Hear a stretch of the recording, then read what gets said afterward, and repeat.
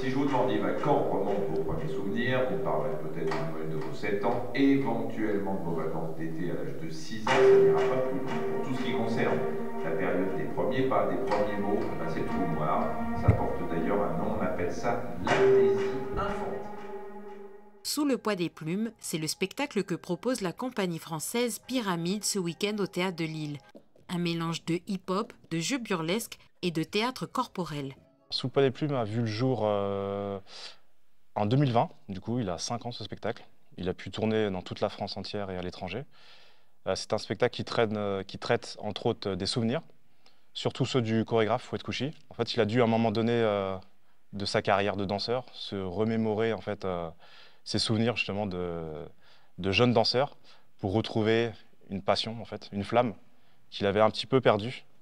Et ça lui a permis de pouvoir recréer, de pouvoir se relancer dans la création. Et voilà, il en a fait un spectacle. Il y a 4 danseurs issus de la compagnie, issus de la région en fait, autour de Rochefort. Et il y a également des danseurs extérieurs.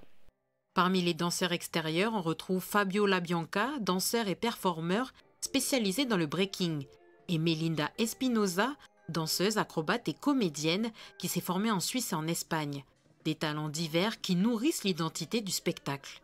Pour le chorégraphe, c'était important d'avoir une représentation de chaque gestuelle avec lequel il avait connecté dans sa jeunesse, au long de toute sa vie.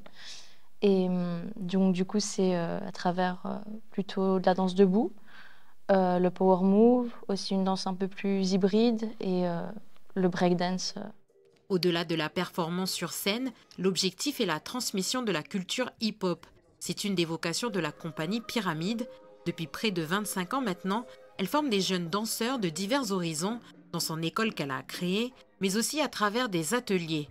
Benjamin Midonnet en anime depuis plus de 17 ans maintenant dans les écoles ou les quartiers, et Mounir Karfa, lui, intervient en milieu hospitalier ou pénitentiaire. C'est dans cette optique que les danseurs vont animer un masterclass au Rex samedi matin. C'est très bien de se présenter sur scène, mais c'est beaucoup plus important de transmettre cette culture, car c'est vraiment une culture de partage, d'échange, de transmettre ce qu'on a appris. On a chacun sa patte, on a chacun sa vision.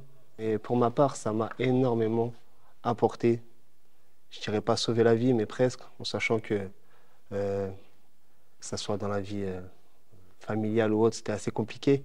Et je me réfugiais dans cette culture, dans cette salle de danse, dans la salle du temps, pour extérioriser tout ça. Et ça permet vraiment de tout relâcher. Ce n'est pas la première fois que la compagnie Pyramide vient au pays.